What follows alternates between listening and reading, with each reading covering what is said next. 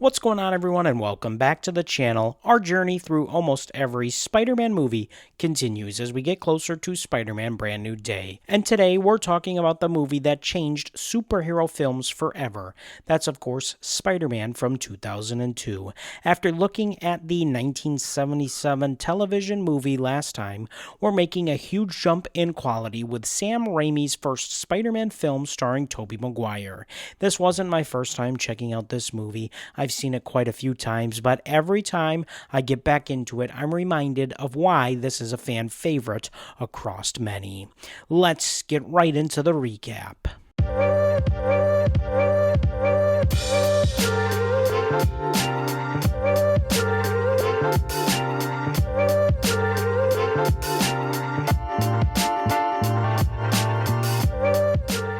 We start by meeting Peter Parker, your typical high school student who's constantly getting picked on by Flash Thompson, has a crush on Mary Jane Watson, and lives with his loving Aunt May and Uncle Ben. You're so lame, Parker. Everything changes, however, during a class trip when Peter is bitten by a genetically enhanced spider. At first, he has no idea what's happening, but by the next morning, he's stronger, faster, his eyesight is perfect, and can now somehow stick to walls. Naturally, the first thing he does is enter a wrestling match to make some quick cash.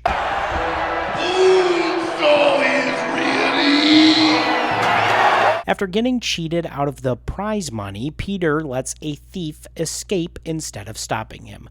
Moments later, that same thief kills Uncle Ben. Peter tracks the criminal down only to discover that his own selfish decision helped set everything into motion. It's here where Uncle Ben's lesson becomes Peter's guiding principle. With great power comes great responsibility. Remember that, Pete. Meanwhile, Norman Osborn is dealing with problems of his own. After testing an experimental performance enhancer on himself, he develops a dangerous split personality that transforms him into the Green Goblin. I'm sorry I'm late. Work was murder. As Spider-Man becomes a hero around New York City, the Green Goblin quickly becomes the opposite. He attacks festivals, board members, and anyone standing in his way, while Peter struggles to balance school, friendship, and growing responsibilities as Spider-Man. Things become even more personal when Norman discovers Spider-Man's true identity. He attacks Aunt May, threatens Mary Jane, and forces Peter into one final battle. It's time to die!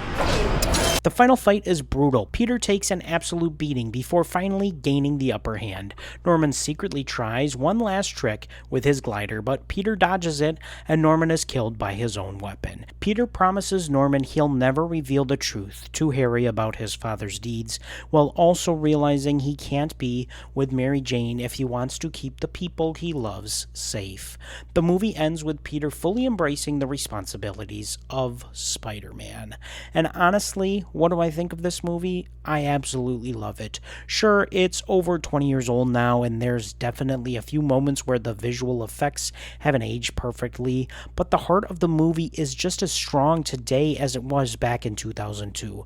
Tobey Maguire does a fantastic job portraying Peter Parker. He's awkward, kind, and genuinely feels like someone who's trying to do the right thing, even when life keeps knocking him down.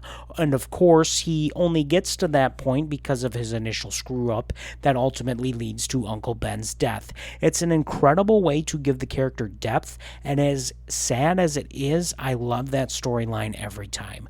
Oh yeah, and then there's this guy named Willem Dafoe. He absolutely steals the show as Green Goblin. Whether he's talking to himself in a mirror or chewing every bit of scenery in the best way possible, he gives us one of the most memorable comic book villain performances ever put to screen. The movie also understands that being Spider-Man isn't just about fighting bad guys, it's about sacrifice. Peter constantly has to choose between what he wants and what he believes is right. That's something that every great Spider-Man story needs, and this movie absolutely nails it. Sam Raimi deserves a lot of credit for that. His directing gives this film its own unique style. There are moments that are funny, moments that are creepy, and moments that feel straight out of the comic book. Even after all of these years, it still has a personality that makes it stand out from almost every other superhero film you watch. Danny Elfman's score, by the way, is fantastic. The music makes Spider-Man feel larger than life while he's still capturing Peter's emotional journey. The movie isn't perfect, though. There's some dialogue that is way too cheesy, and a few CGI shots definitely show their age, but honestly, I think that's the charm and why people love it so much. It has sincerity, it believes in its heroes, and it never forgets that underneath the mask is just a kid trying to make the right choices. That's what makes Spider-Man from 2002 such a timeless superhero movie. We'll see where it lands on my ranking later this month, but for now, it's time to keep swinging through the franchise. Next up, we'll be taking a look at Spider-Man 2, which many fans consider the greatest Spider-Man movie of all time.